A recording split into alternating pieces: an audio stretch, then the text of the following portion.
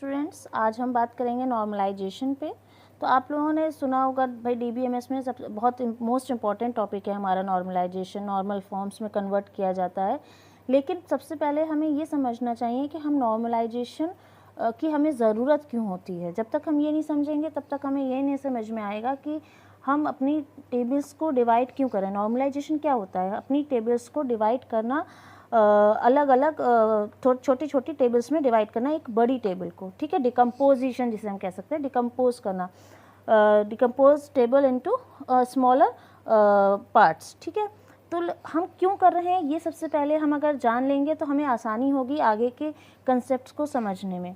तो प्रॉब्लम क्या होती है, जैसे एक एग्जांपल के तौर पे मैंने देखिए एक स्टूडेंट नाम की, मतलब एसटीयू नाम की एक टेबल बनाई है जिसमें मैंने कुछ ज़्यादा डिटेल्स नहीं है, बस सिंपल सा एक रोल नंबर, फील्ड्स हम ये कह सकते हैं, एट्रीब्यूट्स कह सकते हैं, roll number, name, branch, HOD, ठीक है। तो ये जो आपने देख रहे हैं कि भाई रोल नंबर, जितने रोल नंबर्स दे रखे हैं या नाम दे रखा है, बट यहाँ पे कुछ आपको सिमिलर डेटा मिल रहा होगा, ठीक है। जैसे ये कह सकते हैं ये डेटा है, ये डेटा है, ये सिमिलर टाइप का डेटा है, ठीक। इसको हम क्या कहते हैं? Data redundancy. तो सबसे पहला तो रीज़न यही आ जाता है कि हम अपनी डेटा रिडंडेंसी को दूर करने के लिए नॉर्मलाइजेशन का यूज़ करते हैं अपनी टेबल्स में, ठीक है। डेटा रिडंडेंसी का मतलब एक ही चीज़ को मैं बार बार हर एक में दिखा रही हूँ। भाई अगर मैंने एक ये हर एक में, आपको जितने स्टूडेंट्स हैं हर एक का ब्रांच अगर बीसीए है या कोर्स बीसीए, तो उसका एचओडी क्या होगी भाई? सेम वही होगी, 10 तो होंगी नहीं। तो एक ये जो डेटा है वो एक सिंगल टपल में भी तो मैं बता सकती हूँ कि भाई एक लाइन में मैंने लिख दिया, वही स्टोर कर दिया। हर एक में मुझे बताने की कोई ज़रूरत नहीं है, लेकिन यहाँ पे इस टेबल में देखें तो हमें बताया जा रहा है, ठीक, क्योंकि हम इसमें डिटेल्स अपनी नोट डाउन कर रहे हैं। तो ये जो चीज़ है, अच्छा हम इसको हटा भी नहीं सकते क्योंकि मुझे अपना डेटा स्टोर भी करना है। तो ये चीज़ जो बार बार रिपीट की जा रही है वो हम इसमें नहीं चाहते हैं, तो हम इसको डिकम्पोज कर सकते हैं। तो इसलिए हम नॉर्मलाइजेशन का तो नीड, अगर हम कहेंगे कि नॉर्मलाइजेशन की क्या नीड है, तो सबसे पहले ये होती है कि हम डेटा रिडंडेंसी को अपने उससे रिमूव करना चाहते हैं, ठीक। और कुछ प्रॉब्लम्स क्या आती हैं, जैसे फॉर एग्ज़ाम्पल हम बात कर सकते हैं इस पर, जो मेन डिसएडवांटेज है आपका insertion, deletion and updation anomalies, ठीक है। ये 3 आती हैं। एनोमलीज मीन्स प्रॉब्लम आप कह लीजिए। तो आपने देखा होगा ये आता है कि इंसर्शन, डिलीशन, अपडेशन, एनोमलीज आ जाती हैं जब हम बात करते हैं नॉर्मलाइजेशन के। हम नॉर्मलाइजेशन जब यूज़ करते हैं उसके, अगर हम ये यूज़ नहीं करेंगे तो ये 3 प्रॉब्लम्स आती हैं। डिसएडवांटेज कह लीजिए उसका, कि अगर मैं सिंपल एक ऐसी ही टेबल ले रही हूँ, तो ये होता क्या है? Insertion, deletion, updation, anomalies. हम फिर से समझते हैं इस पर। देखिए, इंसर्शन का मतलब कि विदाउट रेफरेंस में कोई अपना डेटा स्टोर नहीं कर सकती। फॉर एग्ज़ाम्पल मुझे किसी आर्ट्स के स्टूडेंट को आर्ट्स ब्रांच का या कोर्स का मुझे एचओडी इसमें इंसर्ट कराना है, लेकिन क्योंकि मेरे पास कोई स्टूडेंट ही नहीं है या मैंने कोई इनरोल नहीं किया यहाँ पे, तो मैं उसे इंसर्ट नहीं कराऊंगी। अब जब वो स्टूडेंट नहीं है तो उसका डेटा भी इंसर्ट नहीं हो पा रहा है, क्योंकि उसके रेफरेंस से ही हम इसे इंसर्ट करा रहे हैं ना। कि यहाँ पे जैसे यहाँ कॉमर्स का एक देख लीजिए, ये कॉमर्स का सिर्फ एक ही डेटा दिया हुआ है, और वो अगर मैं इसको कर देती, इसको अगर हम देखें डब्लू है, जैसे हमने एक ले लिया, कोई डब्लू नाम के स्टूडेंट है, वो सिर्फ एक ही है, उसी के रेफरेंस से मैंने उसमें ब्रांच कॉमर्स ली और उसके एचओडी का नेम एंटर करा दिया, ठीक है। तो ये क्या हुआ? Insertion anomaly.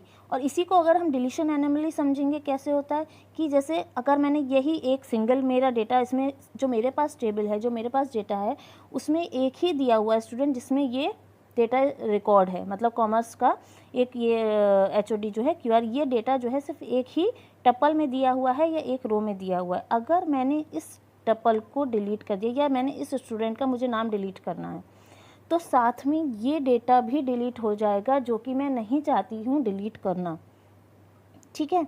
तो ये प्रॉब्लम हुई। एक आपके आ जाती है अपडेशन, अपडेशन एनोमली। जैसे मैंने ना डेटा रिडंडेंसी होती है। डेटा रिडंडेंसी मतलब एक ही डेटा मेरा कई जगह यूज़ हुआ। अब सपोज़ कर लीजिए मुझे एचओडी का नाम हटा के कहीं कुछ और करना है, मैंने कर दिया PQ, मुझे नाम करना था, तो एक जगह तो हो गया लेकिन बाकी जगह नहीं हुआ। जो काम एक जगह करने से मुझे सारी जगह चेंज हो जाना चाहिए था, लेकिन क्या हुआ, यहाँ पे मैंने चेंज कर दिया, बट यहाँ पे ये चीज़ें चेंज नहीं हुई। तो अपडेशन जो है एक जगह हुआ, बाकी जगह नहीं। तो आपको ये कन्फ्यूज़न हो जाएगा भाई कि डेटा आपका इनकन्सिस्टेंट हुआ, डेटा एक्यूरेट नहीं है, एक जगह PQ है, बाकी जगह दूसरा डेटा पड़ा है। तो ये जो 3 चीज़ें हमारी आ जाती हैं, एनोमलीज आती हैं, insertion, deletion and updation anomalies.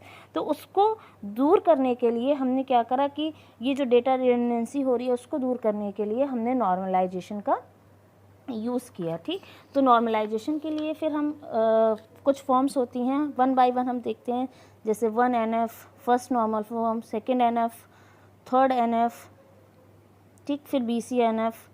Generally हम यहाँ तक और भी आगे हैं, 5th NF भी है, ठीक, लेकिन इसके आगे हम जो जनरली यूज़ होती हैं वो हम BCNF तक ही यूज़ करते हैं। तो पहले हम समझते हैं कि फर्स्ट NF क्या होती है। फर्स्ट NF के लिए क्या है, अननॉर्मलाइज्ड फॉर्म। देखिए ये जो टेबल देख रहे हैं आप, इसे हम अननॉर्मलाइज्ड फॉर्म कह रहे हैं। क्यों? क्योंकि आपका एक मल्टीपल वैल्यूज़ हैं एक ही टपल में। देखिए एक रोल नंबर है हमारा 001, रिचा नाम के स्टूडेंट है, नेम क्या है रिचा, और सब्जेक्ट्स में क्या दिए हैं, 2 सब्जेक्ट्स दिए हैं, OS एंड DBMS। ठीक है, तो ये नॉर्मलाइज्ड फॉर्म में नहीं कही जाएगी टेबल, तो नॉर्मलाइज्ड फॉर्म, अननॉर्मलाइज्ड फॉर्म है ये। इसके लिए हम क्या करेंगे, फर्स्ट NF क्या कहता है, a relation is said to be in first NF when each and every attributes of each tuple are having atomic value. ठीक, मतलब हमें फर्स्ट NF में क्या कह रहा है, वो तभी फर्स्ट NF में होगा जब हर एट्रीब्यूट, आपका हर एट्रीब्यूट हर टपल का एक ही सिंगल वैल्यू होल्ड करेगा। मतलब जैसे ये अभी आपने देखा, एक मैंने टेबल जो ली थी इसमें सब्जेक्ट्स में बाकी तो ये सिंगल वैल्यूज़ होल्ड कर रहे थे 001 और रिचा, लेकिन यहाँ पे क्या था, ये वाला एट्रीब्यूट्स मल्टीपल वैल्यूज़ को होल्ड कर रहा था। तो हमने कहा कि नहीं, हमारा जो है सिंगल में आना चाहिए। तो 001 रिचा वैस हमने इसको कैसे नॉर्मलाइज्ड फॉर्म में कर लिया फर्स्ट NF में कि भाई 001 रिचा DBMS में अब सब्जेक्ट्स को अलग अलग टपल्स में स्टोर कर लिया। तो ये क्या हुआ मेरा फर्स्ट NF। तो सबसे पहली चीज़ कि हमें फर्स्ट NF में जाना है, हम डायरेक्टली किसी भी फॉर्म पे नहीं जा सकते। ठीक है, पहले मुझे सबसे पहले अगर मैं नॉर्मलाइजेशन अप्लाई कर रही हूँ अपने रिलेशनल स्कीमा पर, तो पहले मुझे फर्स्ट NF में अपनी टेबल्स को करना पड़ेगा या रिलेशन को करना पड़ेगा, then second NF, third NF and BCNF में। ठीक है, तो सबसे पहले हमने ये समझा कि फर्स्ट NF क्या होता है। नेक्स्ट में मैं आपको सेकेंड NF, नेक्स्ट वीडियो में आपको सेकेंड NF के बारे में बताऊँगी। ठीक है, थैंक यू।